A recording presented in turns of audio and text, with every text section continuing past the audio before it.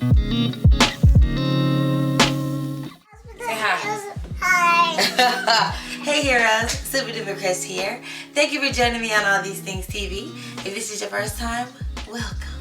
And if it's not, hey girlfriend, it's good to see you again. Here at All These Things TV, my channel is focused on the millennial woman and motherhood and being a wife and balancing all the things that she loves to do, including business, personal life, self-care, all that fun stuff, while also having a great relationship with God. So if that is something you're interested in, please hit the subscribe button.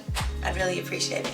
So let's go ahead and get into the video. First of all, hi y'all. I feel like the vlogs are one thing, but when I sit down and talk to y'all, it's a totally different video. So hi, I feel so glad to be back. I'm so excited to be in front of your face again. Thank you for clicking play. Thank you for sitting down and talking with me. I really appreciate it. Thank you guys for going with me on this journey with this little baby boy, because of course if you clicked on it, you already know this is my labor and delivery story. I'm really excited to get into everything that happened while he was being born. I will go ahead and introduce him in this video, but I really wanted to make sure that I sat down and took my time with this labor and delivery story. I recorded it a couple of times before and it was just too fast. I felt like I was rushing because I didn't have a lot of memory on my camera at the time and my battery was dying, so I recorded it the day before and I was like, I'm rushing. Let me go ahead and clear my memory card. Let me charge up my batteries so that I don't have to worry about anything going wrong, where I can just sit and talk and be comfortable and share with you every minor detail as it happened, because that's why you are here. You want to hear how Eden got here. So let's go ahead and get into it. As you guys know, if you guys saw the birth vlog, which I'll put up here somewhere, he was born on May 27th, 2017, and he was born at 9:08 a.m. So we're gonna just backtrack for a couple of days. I want to backtrack to the week before he was born, where I was having contractions on and off, and it was a lot of like back labor, and I think I shared with you guys the back labor that I was having in my What's in My Hospital Bag video. I shared that I was literally contracting while I was filming, which was really fun. But during that time, I got to the point where I was feeling like I'm tired. Like every time I would get a contraction, I would get excited, like, oh my God, he's gonna come in his own. And because I didn't know what contractions felt like with Cadence, because I was induced, every time I had a contraction, I felt like this is it, he's coming, I'm so excited, he's finna be here.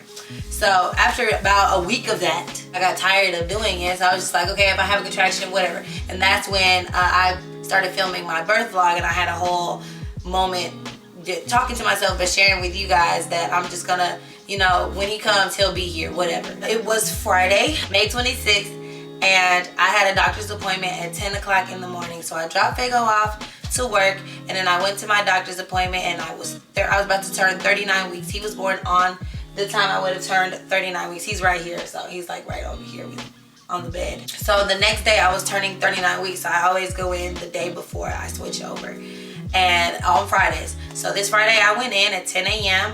and the week before she had told me that I was almost 2 centimeters and I was not effaced. So we went in on Friday, and I was expecting, because that whole week I had some serious contractions. I had contractions in Walmart, I had contractions all night. I was trying to induce by being intimate with my husband. That's pretty much all that I did, really. I didn't really drink no teas or nothing. I walked around a lot and I spent time with my man. But none of that stuff worked. I went to the doctor's office and my doctor checked me, and she was like, okay, well, you're about the same. I need you to hold tight really quick. You're gonna feel a cramp and done. And while she's doing it, I'm like, oh my God, ow, what are you doing? Stop. I literally like hit her on her hand, like, cut it out, stop. I asked her, what did you just do? She said, oh, I just stripped your membranes. I said, stripped your membranes? What does that mean? She said, oh, well, I just separated the amniotic sac from your uterus. Sometimes it kickstarts contractions to where you have one of two choices. You'll either go full term, and I'll see you in 2 weeks, or you'll have the baby this weekend, which is really great. And this is still the doctor talking. If you have the baby this weekend, it's really great because I'm on call this weekend. So it works out perfectly. I was like, okay, cool. And then it was also Memorial Day weekend. So I went back and told Fago the report and everything. He was like, oh yeah, that works out perfectly because Monday I'll be off so that I won't have to take off extra time to be home. I was like, okay, well, let's cross our fingers. And when I was in the office, she was like, if you have the baby, it'll be this weekend. And I had already set an appointment to get my hair done just to have something so that I wouldn't have to worry about my hair when the baby got here. I was like, I have a hair appointment after this. What do you mean I'm gonna go into labor? She was like, no, don't worry, you got time. So then I left the doctor's office and I went to my mom's house because that's where my hairdresser was going to be. She's like an in-home, y'all know y'all got them in-home hairdressers. She's like a family hairdresser, and she came to my mom's house. She braided my hair and she braided my mom's hair. So while I was getting my hair braided, I went in at 10 and I started feeling crampy at about 11:30. Eating wasted no time. So I started feeling crampy and I was like, oh my God, this is kind of uncomfortable. But as my hair progressed, I started getting my hair done about 1:30, 2 o'clock. As my hair progressed, and I didn't finish, my hair didn't get finished until like 7. From 2 to 7, I'm having cramps, but then the cramps started transitioning into waves of more painful cramps, and I was like, these feel like contractions. Fago got off at 5, and my hair wasn't done by the time I had to go get him, and I was contracting. So I told my dad to go get him in my car and come back here. Can I hold you and you be okay? I said to Fago, I think that this is happening. Sorry guys, he's in my lap. Okay, so ooh, good job. So he came to my mom's house and I said, Fago, if I'm cramping by midnight, then I'm gonna go in, because my mom lived 15 minutes away from the hospital and I lived about 30 to 35 minutes away from the hospital. So I'm like, I'm not gonna go home and be contracting and then have to drive 30 minutes when I could just hang out here. We eat dinner here. It's Friday night. We can just kick it, watch some movies or something, and then see what happens by midnight. So that's literally what we did. My mom ended up getting her hair braided, and Fago and my dad went in and we all had pizza and pop and we watched movies. I think I watched Beauty and the Beast that night because we got, shout out to the good old bootleg. Midnight came and I was still contracting. It got to the point where people was making fun of me. I was in the kitchen bent over dancing, squatting, like bent over, just I'm not making noise at this point. I'm not even talking no more. And if I'm talking, I'm yelling. I'm like, leave me alone. Stop irritating me. Like, everybody started irritating me. I was very, very, very irritable once I started getting into the pain pretty bad. So midnight came and I was like, okay, I don't think this is real. I'm gonna wait till 12:30. In my head, I felt like that meant that they would be done. So I was like, 12:30, I'm waiting till 12:30. So 12:30 came, nothing changed, and I was like, okay, so I can't drive, and y'all know that Fago, his leg is still messed up. He hadn't even gone into surgery at this point. So, okay, Fago can't drive, I can't drive. Let me get my little brother, Poppy. I'll go ahead and let him drive my car to the hospital. So I knock on my parents' door. Hey, mom and dad, it's 12:30. These cramps haven't stopped. I've been having them and these contractions since about 1 o'clock. I'm finna go to the hospital. We're driving. And I was like, I really need some ice. So I'm like, the pain is so bad to where I'm starting, Lord, forgive me while I'm saying this. I hope you forgave me during that time. Your blood covers everything. I was cussing people out. I was cussing my husband out. I was cussing Poppy out because they were laughing at me when I was having contractions, because I'm like, ooh, and they're like singing along with me and I'm literally hurting. Like, bro, stop doing that. Like, you getting on my nerves. Blah, blah, blah, blah, blah, blah, blah. I went in like a stapler. Mind you, this is my first time having legit contractions, okay? So they ran the Quick Trip and got me some ice to kind of just take my mind off of it, chewing on something. I'm anxious, I'm nervous. Let me chew on something in between contractions to where my mind, well, I'll keep my mind right and good and straight. They got some stuff so that they could stay awake because it was late. It was dark and we don't want nobody to be having no accidents. So they got like iced coffees, Mountain Dews, blah, blah, blah. So they got stuff to give them energy to get us to the hospital and to hang out with me and wait for me. And we leave Quick Trip, which is the gas station. We leave the gas station. The GPS takes us an around the way and we got lost. So we ended up taking an extra like 5 minutes to get there. I finally get there. They wheel me up to what is it called? The maternity section. And I get all the information in. So I'm in triage and I'm hurting. And the lady says, okay. I told her, like, my doctor stripped my membranes. So I'm here. I'm hurting pretty bad. Can you tell me what's going on? So she checks me and she's like, okay, you're still at 2 centimeters, but you're about 80% effaced. She was like, okay, we're gonna let you hang out here for about an hour and we'll check on you. So an hour passed and there wasn't nothing that really happened. She came back and checked me about an hour later and nothing had changed. And I was like, but I'm hurting pretty bad. She was like, okay, well, we have a couple of options. Our whirlpool is open, so you can go and sit in the whirlpool if you want. And we'll see what happens after an hour of being in the whirlpool. I think I was only in there for about 30 minutes. But before I had gotten in there, I was like, okay, that sounds good. Let me go ahead and run to the restroom. I feel like I gotta pee. So I get up and I go to the restroom and I go number 1, blah, blah, blah. and I get up and I turn around and I check because I'm in, I'm in the hospital for stuff coming out of me. So of course I'm gonna look in the toilet. This is a TMI section. So if you can't handle it, just fast forward. But I turn around and, if you guys watch my vlog, I said earlier, like a week before, 2 weeks before, that my mucus plug had came out. And it was just a little like booger-like type thing in the toilet. And I was like, oh my God, mucus plug, this baby is coming, woo, woo, woo, woo. So excited. No. So I went, like I said, we're flashing back forward to when I get up from the bathroom in triage. And there is like this, it's like this size.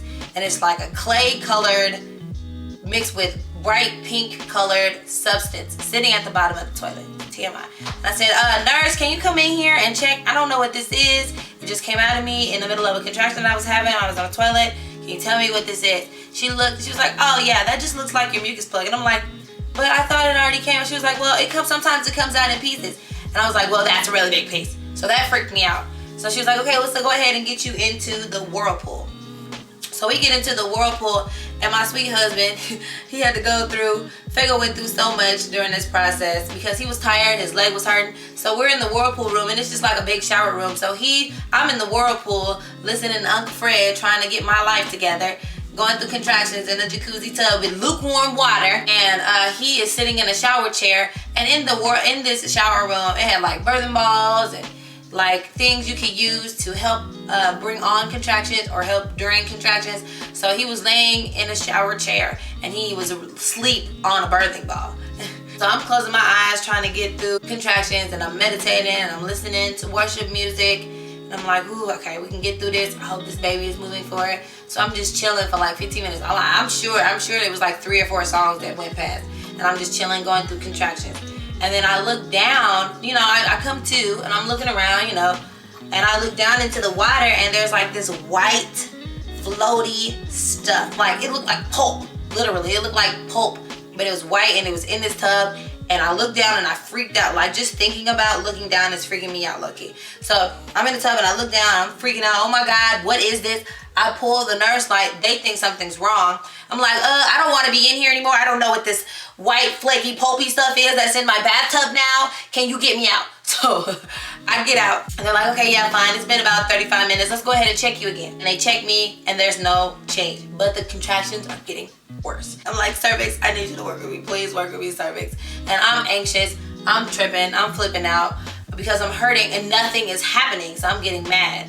Because these are bad. These contractions are bad. The nurse checks me and she's like, nothing happened. And she was like, well, I'm gonna go get the doctor and see what she says. So my doctor comes in. She says, hey girl, your hair looks good. I was like, well, thank you. But I'm hurting, so I need you to help a sister. Can you help me out, please?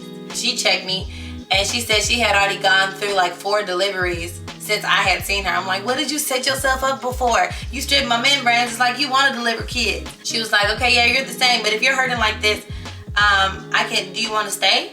And I was like, yeah. She was like, okay, well, do you want an epidural? I was like, yes. She was like, okay, we'll give her a room. So around this time, we got into the room at like close to 4 o'clock. We're getting all set up. My little brother's in there. Fago's in there. And the nurse comes up with us and she gets us settled. I get my IVs and everything in, and then it's time for the epidural. So the anesthesiologist comes in, and I'm having contractions and whatnot. And this is when it got a little difficult. The anesthesiologist came in. He said, okay, well, you're gonna have to sit really still. I need you to bend your back out, poke your back out, and have your chin into your chest. We'll try and get this epidural in between your vertebrae, because the needle is like this big, and it goes in between one of your lower vertebrae and hits your nerves and numbs your nerves, I guess. I think that's how it works. I'm bent over, and he's like, okay, we're gonna try and catch it when you don't have a contraction. And my contractions were coming like every minute now. They were like coming every 2 minutes to a minute. So he was like, okay, let's go ahead and get it in. So I bend over, and they're trying to get it in, and he's like, oh, didn't work. So then I have a contraction while he's trying to work it. So Fago had to come over and like stare at me in my eyes and keep me focused while he twiddled with my back, like with my vertebrae. So he finally got it in after like 3 or 4 attempts of getting this super huge needle in my back.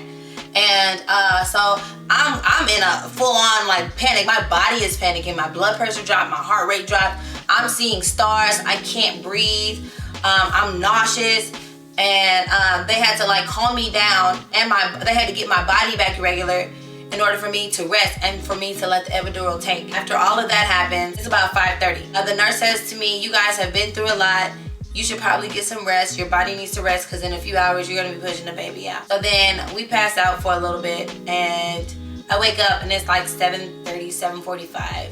No, it's like 7:30. No, it's like 6:30 actually. So it's like 6:30 and I wake up and Fago is arguing with somebody. Fago is fussing at somebody. And I'm like, what's going on? What's happening?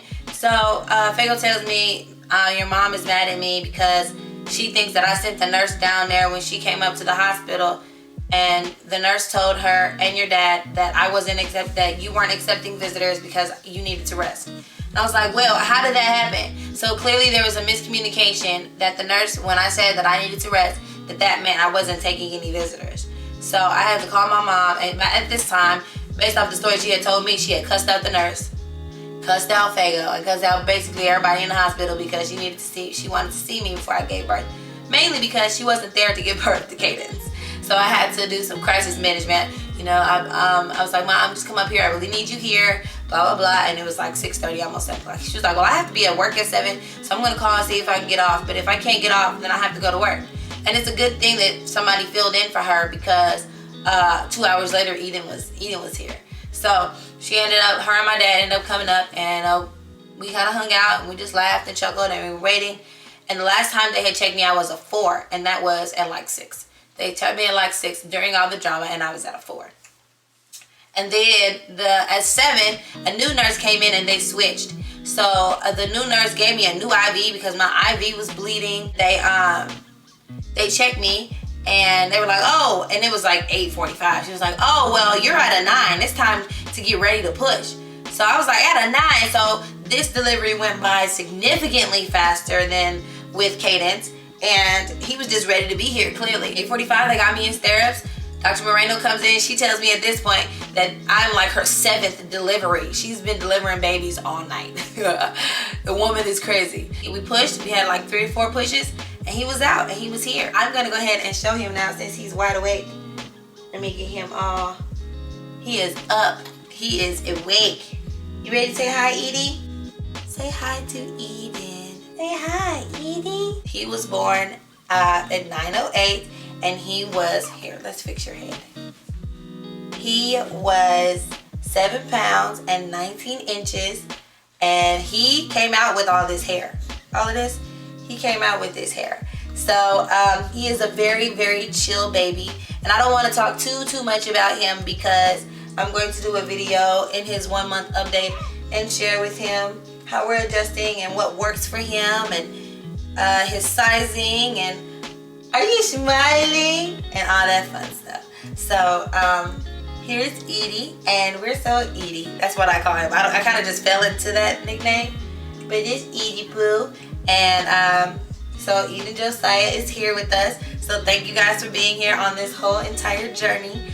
And in his 1 month, I'll talk about my 1 month recovery and how I've been adjusting and recovering and all that fun stuff too. So, I'm really excited for him to be here. I hope you guys enjoyed my labor and delivery story. He's so alert. He's looking around all over the place. He's all over the place. Give me any suggestions on any birthing, mommy, and new baby videos that you want me to do. I do have a couple ideas coming up. If you have any suggestions, please put them in the comments below. Other than that, thank you guys for watching. Please like, comment, and subscribe. And we'll see you next time. Bye.